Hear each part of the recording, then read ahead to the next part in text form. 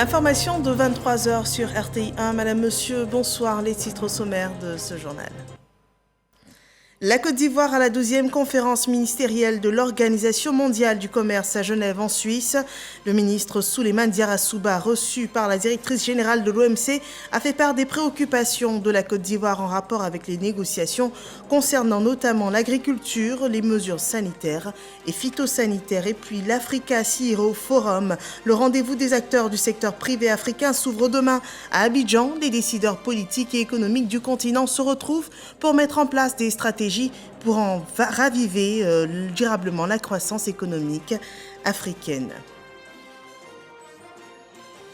Et plus de 1500 participants sont attendus à ce rendez-vous, parmi lesquels des dirigeants des plus grandes entreprises africaines et internationales, mais aussi des chefs d'État et de gouvernement. Le chef du gouvernement ivoirien, Patrick Hachi, a d'ailleurs accueilli ce dimanche les officiels à l'aéroport Félix Houphouët-Boigny d'Abidjan. Il s'agit de la première ministre du Gabon, le président du Ghana et puis ce soir, le vice-président de la République fédérale du Nigeria et également la reine Maxima des Pays-Bas.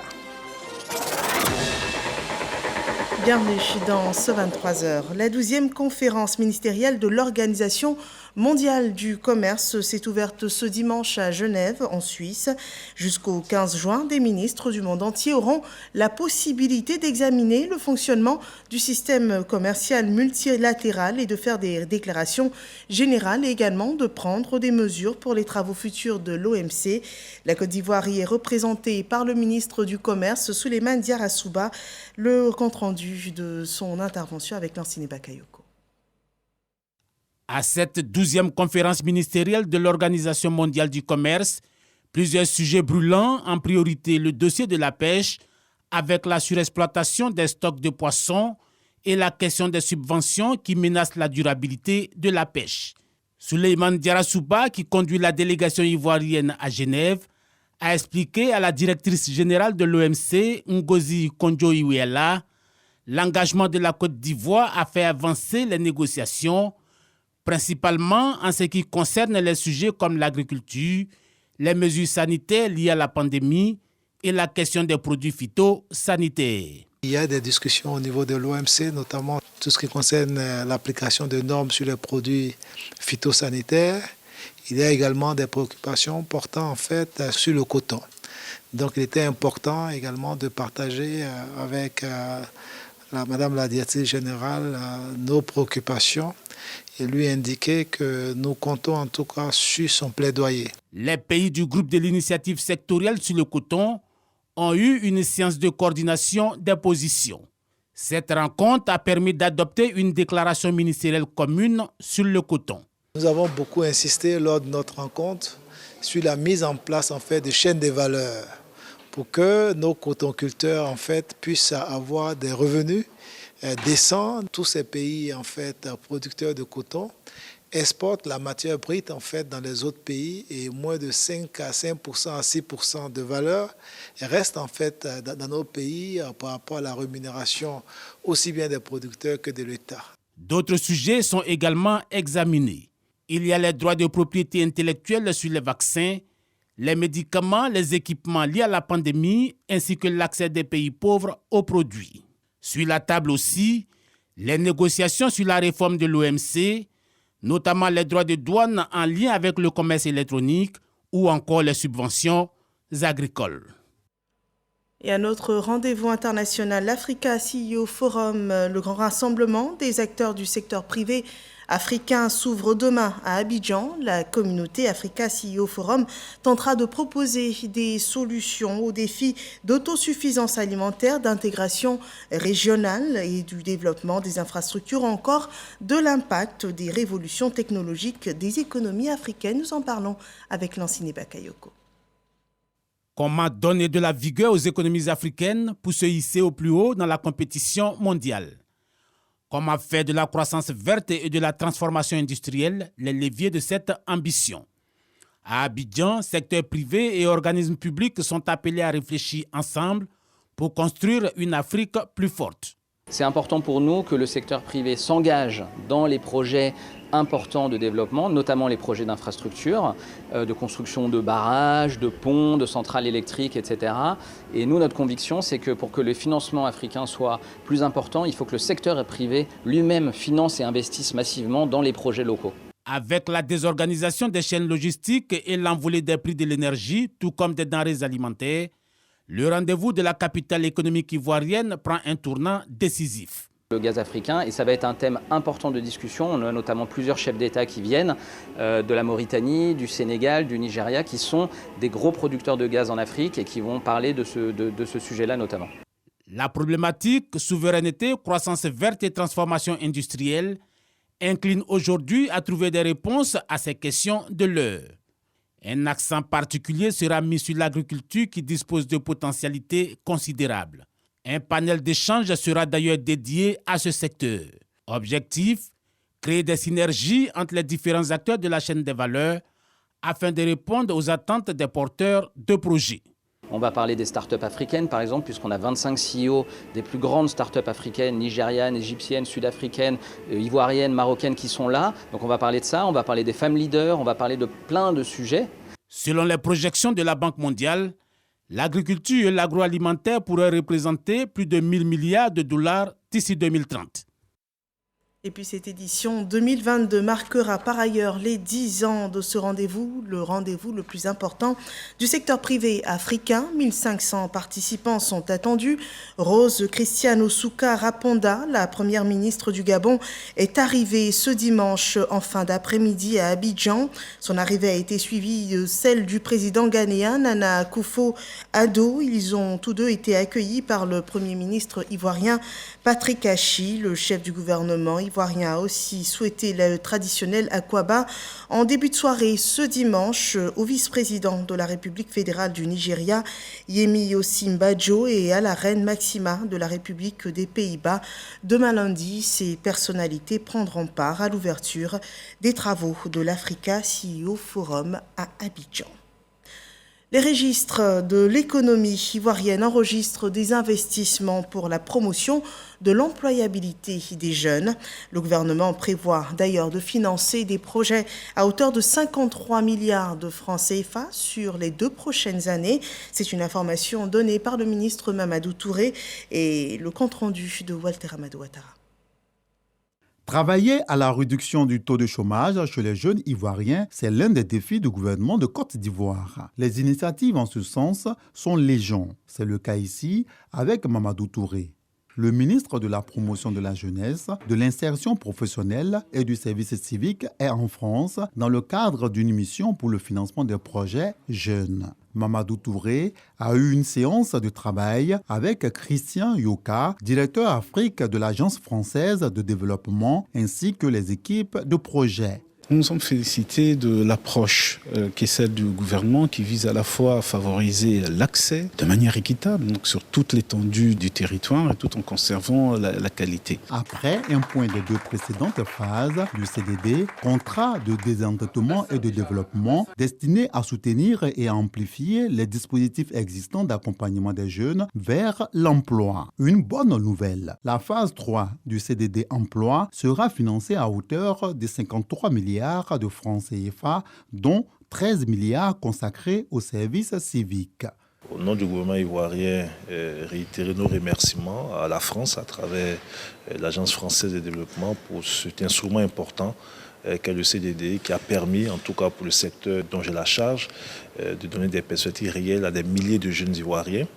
Et puis surtout l'espoir suscité par le 3e CDD qui va doubler quasiment les fonds décaissés dans le cadre du CDD2, et ce qui permettra de toucher encore plusieurs milliers de jeunes Ivoiriens. Les 2 précédentes phases du contrat de désendettement et de développement emploi des jeunes ont permis de prendre en charge 48 598 jeunes sur l'ensemble du territoire national pour un montant de 32 milliards de francs CFA pas avec un taux de réalisation de 104%. Cette mission a été mise à profit par le ministre et sa délégation afin de s'imprégner du modèle français dans les domaines de l'insertion, du volontariat et du service civique. À cet effet, ils ont échangé avec des dirigeants de plusieurs structures intervenant dans le secteur, à savoir le Pôle emploi, le service civique français et France Volontaire. Dans la capitale politique ivoirienne, 1100 hommes de l'Académie des forces armées de Zambakro ont participé à un exercice annuel militaire. Il s'agissait pour eux d'évaluer leur capacité à contenir une attaque terroriste. L'exercice a duré 3 jours, nous dit Yaboussa Nogo dans ce récit. Katiba, localité située dans la périphérie de Yamoussoukro. Un groupe de terroristes s'y est installé. Commettant exactions et crimes sur les populations, l'armée ivoirienne décide de rétablir l'ordre. Contenir la menace terroriste dans un premier temps et l'anéantir ensuite en droite ligne avec l'une des hypothèses d'engagement des forces armées de Côte d'Ivoire, notamment la lutte contre les groupes armés terroristes. Telle est la mission à lui assignée. Pour ce faire, 2 bataillons organiques ont été constitués pour cette mission de contrôle de zone. Durant 3 jours, l'éventail des savoir-faire et des tâches indispensables sera exploré. Des troupes de manœuvre ont eu à réagir à des attaques inopinées, traiter des menaces d'engins explosifs improvisés et perfectionner les techniques de recherche et de renseignement. L'environnement de la zone occupée n'a pas été en reste avec l'exécution de patrouilles en zone ennemie. Progression en enfilade, progression sous bois, progression sur route et la gestion d'une foule hostile suite à une bavure amie. Le dénouement de la mission a donné lieu à une coordination interarmes et interarmée, notamment l'appui de l'aviation dans la recherche du renseignement et l'appui au sol, ainsi que l'apport déterminant de la cavalerie en protection des unités engagées dans la profondeur. Au final, le redoutable chef terroriste qui avait établi sa base dans la périphérie de Yamoussoukro sera très vite retrouvé, neutralisé. Et ceux de ces hommes sortis indemnes de l'assaut feront l'objet d'une traque. Pour l'occasion, les forces françaises en Côte d'Ivoire ont été invitées à participer à l'opération à travers des appuis opérationnels. Il s'agit ici de l'exercice synthèse annuel de l'Académie des forces armées de Zambakro. Cette manœuvre a mis en contribution l'ensemble des stagiaires que compte l'Académie, depuis le cours d'état-major jusqu'à celui de la formation initiale d'officiers. Le chef d'état-major général des armées, le général de corps d'armée, Lassina Doumbia, a pu s'apercevoir du niveau de formation des participants. Je veux donc vous féliciter pour toutes ces initiatives que vous prenez, qui tendent à cet objectif, à avoir, dès la sortie d'école, des gens immédiatement opérationnels, des gens qu'on peut automatiquement déployer en opération. Avec cette manœuvre, c'est un autre palier que viennent de franchir les forces armées de Côte d'Ivoire sur le pilier 5 de la vision FACI 2025. Améliorer les capacités opérationnelles et techniques. Et sur le front sanitaire, faisons le point de la lutte anti-Covid.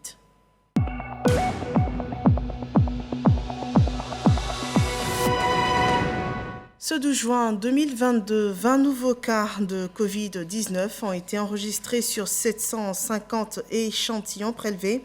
19 nouveaux guéris ont été annoncés. Il y a notamment 0 cas de décès. Et à cette date, sachez que 14 454 915 doses de vaccins anti-Covid ont été administrées sur l'ensemble du territoire ivoirien.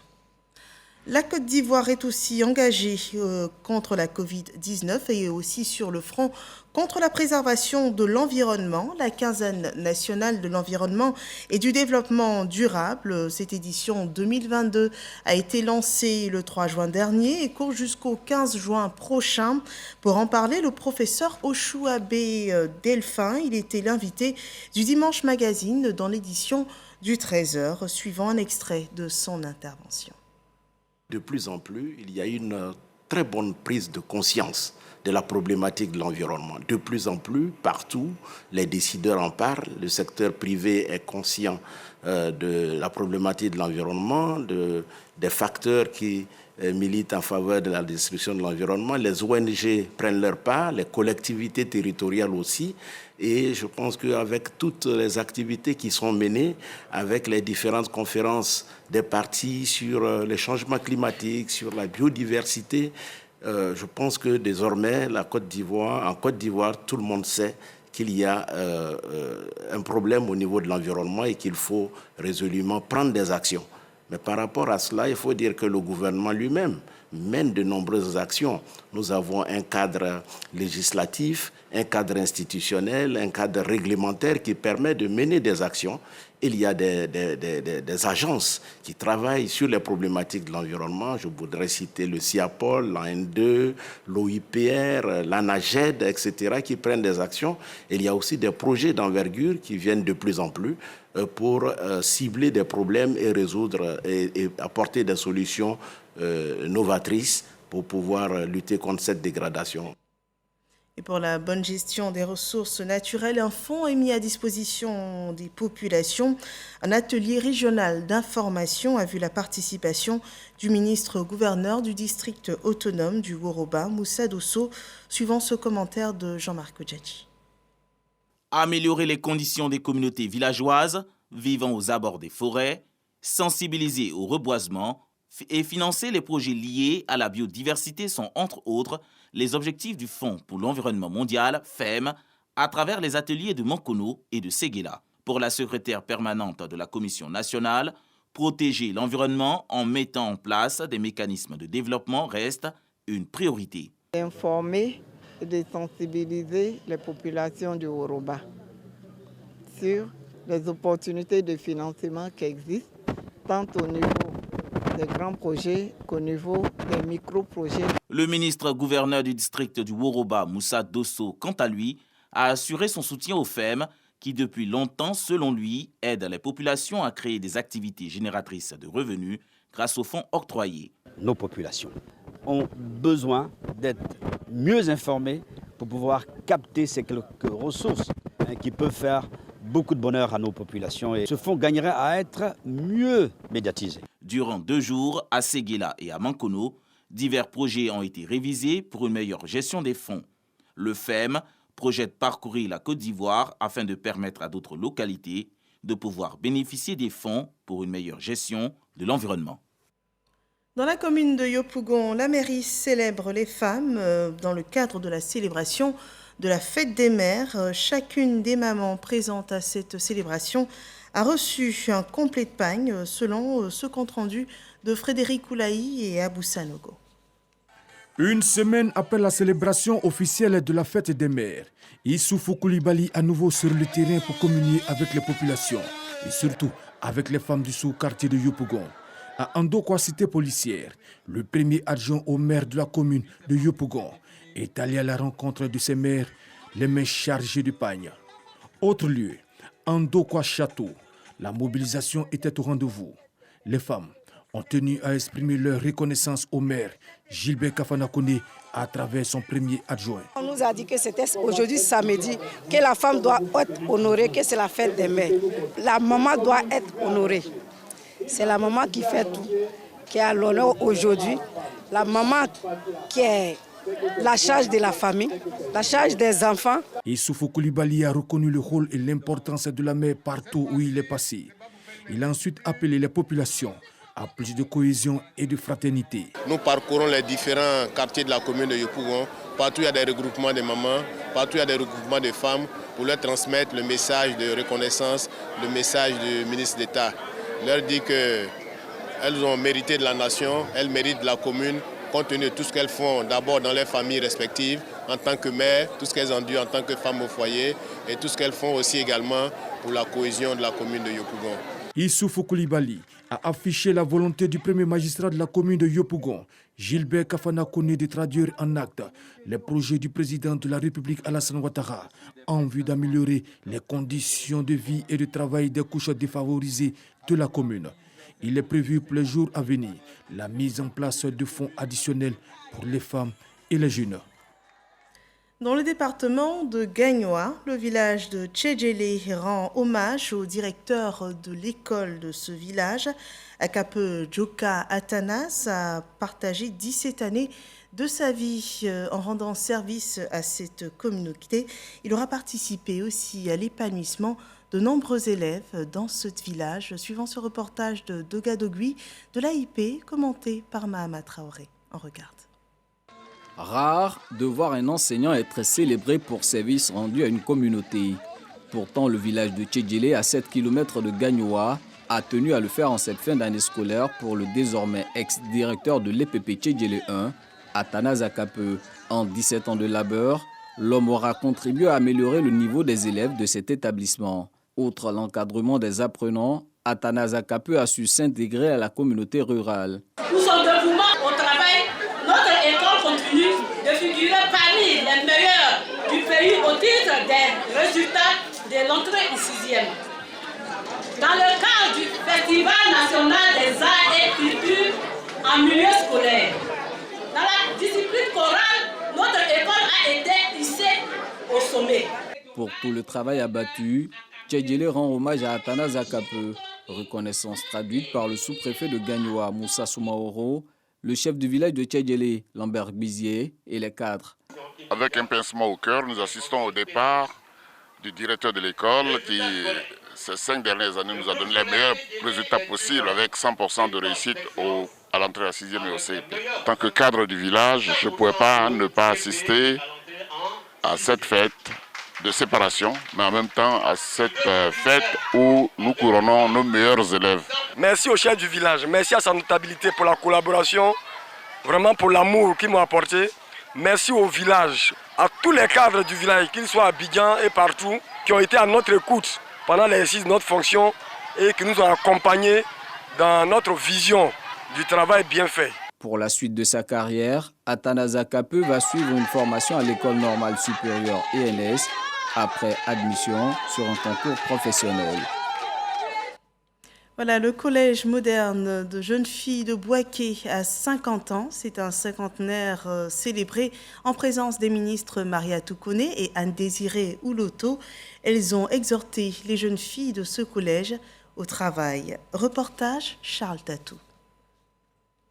Ouvert ses portes en 1972 au quartier Air France rue 4 et délocalisé en 1992 sur l'actuel site au quartier Belleville, le collège moderne des jeunes filles de Bouaké, dit Petit Bayou, totalise aujourd'hui 50 ans d'existence. Cependant, ces problèmes demeurent les mêmes. Pourtant, plusieurs hauts cadres du pays y ont fait leur premier cycle. La célébration du cinquantenaire est un prétexte donc pour faire connaître les difficultés. Les effectifs augmentent chaque année et les locaux sont les mêmes.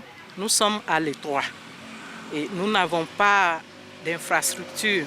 C'est-à-dire les toilettes sont insuffisantes, les bureaux sont insuffisants. Sollicitée pour le parrainage de ce cinquantenaire, Anne Ouloto, ministre de la fonction publique, ancienne élève du Petit Bayou, y a effectué le déplacement accompagnée de sa collègue de l'éducation nationale et de l'alphabétisation, Marietou Koné. Deux des modèles de la gente féminine, membres du gouvernement qui inspireront les jeunes filles du Petit Bayou, ivres de joie pour les avoir vues de près. Joie amplifiée par des danses chorégraphiques. Occasion pour la ministre de l'Éducation nationale et de l'alphabétisation de revenir sur les efforts consentis par le gouvernement en faveur de l'éducation des jeunes filles. C'est un établissement qui permet à notre pays de démontrer à la face du monde que la promotion de la jeune fille demeure une priorité pour le gouvernement, car éduquer une fille, c'est éduquer toute une nation. Anne-Désirée Ouloto, la marraine, prodigue quant à elle des conseils à ses filleuls. Nos sociétés et le monde ont besoin que la femme soit exemplaire partout. Elle doit gagner sa vie grâce à son travail et mériter de ses efforts. Et pour y arriver, je vous recommande vivement d'avoir comme repère des femmes modèles de réussite Distinction de 25 enseignants du collège, dont 5 commandeurs, 7 officiers et 13 chevaliers dans l'ordre du mérite de la fonction publique. Plusieurs lots de matériel, dont de la marraine au collège moderne Petit Bayou, Rémi. Partons à la découverte d'Israël et précisément de Bethléem, lieu de naissance de Jésus-Christ selon la Bible. C'est une coquette ville pleine de symboles selon nos envoyés spéciaux en Israël, Éric Goré et Odilon Blé-Boris. Pas de répit pour ces fidèles chrétiens qui justifient leur arrivée en Terre Sainte par des prières. Une tâche à laquelle ils se sont consacrés. Ils élèvent des prières vers Dieu pour qu'il protège la Côte d'Ivoire. Nous voulons prier pour le président de la République, Alassane Ouattara, pour que Dieu lui donne la santé, la sagesse et tous les moyens pour développer cette nation, la Côte d'Ivoire. Prier pour les membres du gouvernement, prier pour toutes les autorités politiques, administratives. En plus de ces invocations, plusieurs découvertes sont faites. Ici encore, je vois où Élie devait passer de l'autre bord, a laissé son manteau. Et Élisée a fendu cette eau pour passer. Du haut de cette colline, on peut contempler Jérusalem. C'est le mont des Oliviers. Jésus-Christ se rendait très souvent ici avec ses disciples. C'est même ici qu'il est monté au ciel. Alors, après avoir pleuré sur Jérusalem, alors c'est par ici qu'il est parti au ciel, dont nous avons visité l'endroit juste à côté de nous ici. Le lieu où Jésus-Christ est né, dans la ville de Bethléem, est aussi visité par ses pèlerins. C'est des choses qui vont même au niveau du surnaturel. Tout à l'heure, vous avez vu que nous avons emprunté la montagne et la colline pour venir jusqu'à ici. Imaginons que cette femme qui était enceinte, qui portait le Christ dans ses entrailles, combien de fois avec cette grossesse, à plus de 6 mois, a pu emprunter jusqu'à venir croiser sa soeur. Je dis que vraiment c'est émouvant. Les hôtes du jour ont eu aussi droit à Gethsémane. C'est ici que Jésus-Christ a été arrêté avec ses disciples. Une basilique est visible en ces lieux. Malgré qu'il y avait cette pression-là d'être arrêté, il a été pacifique. Des prières qui, on l'espère, apporteront la paix et la stabilité en Côte d'Ivoire. Voilà, les pèlerins ivoiriens vivent pleinement leur voyage en Israël. En France, moins de 2 mois après la réélection du président Emmanuel Macron, les Français sont retournés aux urnes ce 12 juin pour les élections législatives. À 17h, le taux de participation enregistré était de 39,42%. Les Français étaient appelés ce dimanche à voter pour élire leurs 577 députés qui siégeront à l'Assemblée nationale pendant les 5 prochaines années. La gauche unie et le camp du président Macron sont arrivés au coude à coude au premier tour des élections législatives sur fond d'abstention record, ouvrant ainsi le jeu du second tour dans une semaine. Le 19 juin prochain, l'enjeu de ces législatives sera d'obtenir dimanche la majorité absolue à l'Assemblée nationale, soit 289 sièges sur un total de 577 sièges. Je vous propose à présent de faire un petit résumé de l'actualité internationale de cette semaine.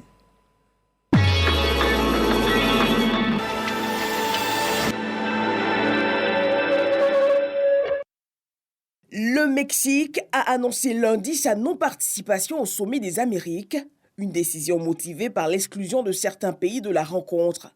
Lancé en 1994 par Bill Clinton, le sommet travaille à la libéralisation du commerce dans la zone Amérique.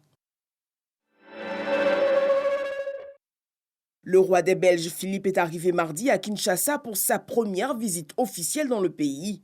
Cette visite royale sur fond de travail de mémoire et de réconciliation entre la Belgique et la RDC est la première depuis celle en 2010 d'Albert II, père de Philippe. Le conseil d'administration de la Banque mondiale a approuvé un financement supplémentaire de 1,49 milliard de dollars en faveur de l'Ukraine pour aider le gouvernement à payer les salaires des fonctionnaires et des travailleurs sociaux. Ce nouveau financement porte à plus de 4 milliards de dollars le financement de la banque dans le pays. Le président du Conseil militaire de transition au Tchad s'est exprimé jeudi sur les affrontements qui ont causé la mort d'une centaine de personnes sur le site aurifère de Kouri. Avec un potentiel minier de plus de 50 milliards de francs CFA par semaine, le site longtemps hors de contrôle était en proie au grand banditisme et devrait désormais être sous contrôle gouvernemental. À Tripoli, capitale libyenne, des affrontements en groupe armé ont provoqué des scènes de panique causant la mort d'un combattant et d'importants dégâts matériels. Des affrontements liés à l'arrivée du chef du gouvernement désigné par le Parlement de l'Est. Le président de la transition malienne, le colonel Assimi Goïta, a signé samedi un décret portant création de la commission de rédaction de la nouvelle constitution. Les membres de l'institution devront présenter un avant-projet de loi portant constitution du Mali dans le cadre de la refondation. Plus de 15 000 moutons sont morts noyés ce dimanche dans un port soudanais en mer Rouge. Le navire en surcharge n'était autorisé à en transporter que 9 000. Le navire s'est échoué au port soudanais Souanké, au nord-est de Khartoum. Un véritable drame pour la région, à quelques semaines de la Tabaski.